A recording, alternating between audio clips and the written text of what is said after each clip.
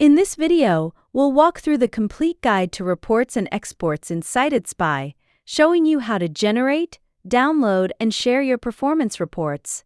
Start by navigating to your CitedSpy dashboard. From the left sidebar, click on Reports. On the Reports page, you can easily generate new custom reports.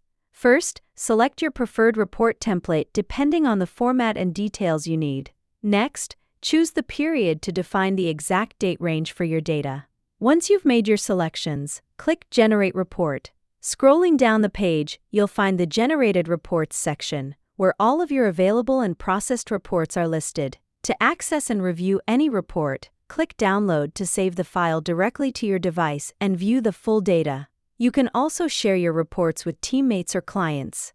Click the link icon next to any generated report to copy the direct link, allowing you to easily share the report with anyone who needs access. And that's how you manage reports and exports in CitedSpy. Thanks for watching.